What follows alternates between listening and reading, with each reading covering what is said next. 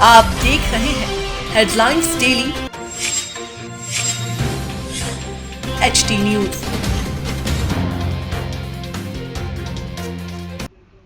इंदौर नगर अहिरवार जाटव समाज 11 पंच कमेटी के पूर्व कार्य समिति पर अशांति का माहौल बनाने एवं धमकी देने का आरोप लगाते हुए नवनिर्वाचित कमेटी के पदाधिकारियों ने इंदौर डीआईजी कार्यालय पर ज्ञापन दिया।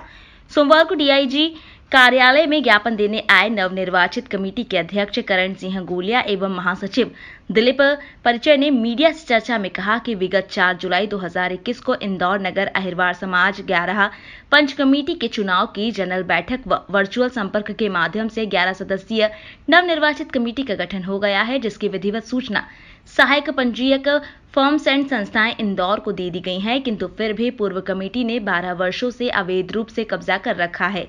विगत 24 जुलाई 2021 को थाना MIG के अधिकारी गणों ने मध्यस्थता का निर्णय किया कि पूर्व कमेटी सर्वप्रथम 12 वर्षों का CA के माध्यम से प्रत्येक वर्ष का ऑडिट करवाकर हिसाब प्रस्तुत करे तथा हिसाब किताब सही पाए जाने पर ही नवनिर्वाचित कमेटी और पूर्व कमेटी आपसी समन्वय से नई चुनाव समिति बनाकर निष्पक्ष चुनाव करवाएं।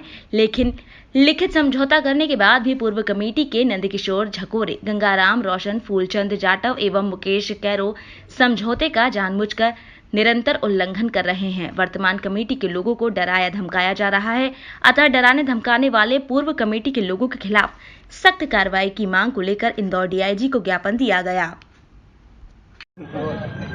भाई साहब, आज आप लोग यहाँ डीआईजी ऑफिस में आए, क्या मुख्य विषय किस विषय में? सर, मुख्य विषय यह है कि हमारा अहिरवार इंदौर नगर अहिरवार समाज की बहुत प्राचीन संस्था है 11 पंच कमेटी। 11 पंच कमेटी का काम है समाज की न्याय व्यवस्था देखना, समाज को सुचारू रूप से चलाना, उसका मेन काम है। किंतु 2000 चुनाव का जो नियम होता है वो 3 साल का होता है। तो 2009 में जब चुनाव हुए, इनकी नैतिकता थी कि 2012 में चुनाव करवाएं, पर इन्होंने देखा कि समाज की इनकम हो रही है, धर्मशालाओं से इनकम हो रही है, दुकानों से इनकम हो रही है, इन्होंने अवैध रूप से कब्जा जमा के बैठे हुए हैं और समाज के बार बार आग्रह करने पर भी इन्होंने कोई कदम नहीं उठाया चुनाव कराने के लिए। मजबूरन हमने इनको अल्टीमेटम दिया। 12 साल से जो जमे हुए थे, तो हमने मजबूरन एक संस्था है जन जागरण मंच, अहिरवार जाटव समाज जन जागरण मंच के माध्यम से आवाज़ उठाई कि आप चुनाव कराइए। जो चुनाव अधिकारी थे उनको भी लिखित रूप में दिया कि आप चुनाव कराइए, हम आपके साथ में हैं, कैसे भी करके इन लोगों को हटाना है, समाज की हमारी बहुत दुर्दशा हो रही है। उन्होंने भी कोई नहीं किया, लिखित में दे दिया कि हम नहीं कर सकते क्योंकि इनका पड़ला भारी है ना, ये बाहुबली है, राजनीतिक क्षेत्र में है तो नहीं कर पाएंगे, लिख के दे दिया। फिर हमने मजबूरन 4 तारीख को अल्टीमेटम दिया कि 4 जुलाई को अगर आप नहीं करोगे तो हम एक जनरल साधारण सभा बुलाकर चुनाव घोषित कर देंगे और 11 समिति घोषित कर देंगे। तत्पश्चात 4 जुलाई को हमने बैठक की, उसकी सूचना दी गई सभी को।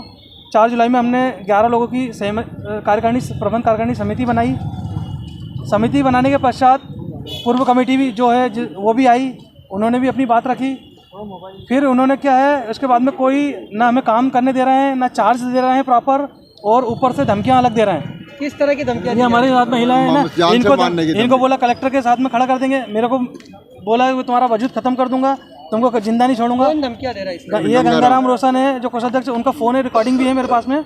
इसकी शिकायत मैंने MIG थाने में भी दी है, रिटर्न में आवेदन दिया। उन्होंने कहा कि इसकी जांच होगी, फिर इस पे कार्रवाई होगी। आज डीआईजी ऑफिस में किस उम्मीद से आप? डीआईजी ऑफिस में कि सर ये जो इसका निराकरण हो और ऐसे लोगों को जो समाज में जो कब्जा करके बैठे हैं इनको हटाया जाए, ताकि समाज में एक शांति का माहौल बने, एक विकास की राह बने। आपका नाम बता दीजिए। मेरा सर महासचिव में प्रधानमंत्री है, लेकिन महासचिव के पद पर दिलीप परिचय, आर्मी से रिटायर्ड हूँ।